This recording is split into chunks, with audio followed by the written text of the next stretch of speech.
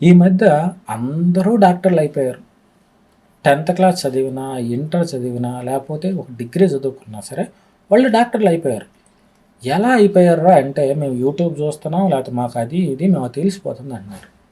ప్రతి లక్షణం అనేది డిఫరెంట్‌గా ఉండొచ్చు. ఒకళ్ళకి వాడిన టాబ్లెట్స్ మరొకళ్ళకి సేమ్ యాజ్ టీజ్‌గా పనిచేస్తాయి అంటే ఇటువంటి పరిస్థితుల్లో పనిచేయవు.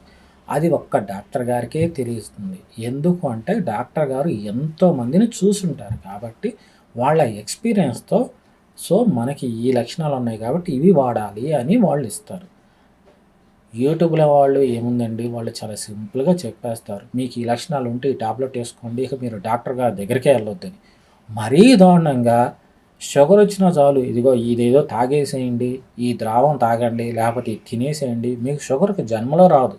అరే ఆల్రెడీ షుగర్ వచ్చిన వాళ్ళకి షుగర్ జన్మలో రాదంట. లేదంటే బీపీ వచ్చిన వాళ్ళకి ఇక బీపీ జన్మలో రాదంట. మీకు తెలుసు కదండీ! షుగర్ కానీ, బీపీ కానీ మనకొస్తే వాటిని పెరగనీయకుండా మనం జాగ్రత్తగా టాబ్లెట్స్‌తో మెయింటైన్ చేసుకోవటమే. అంతేగాని ఇక అది మొత్తం తగ్గిపోయింది, క్యూర్ అయిందనే మాటే లేదు. వన్స్ మనకి షుగర్ గానీ, బీపీ గనుక వచ్చినట్లయితే మనం వాటిని జాగ్రత్తగా మెయింటైన్ చేసుకోవాలి. అంతేగాని ఈ టాబ్లెట్ ఏసుకుంటే తగ్గిపోయిద్ది, ఇంకా రాదు అనేది మాటే లేదు.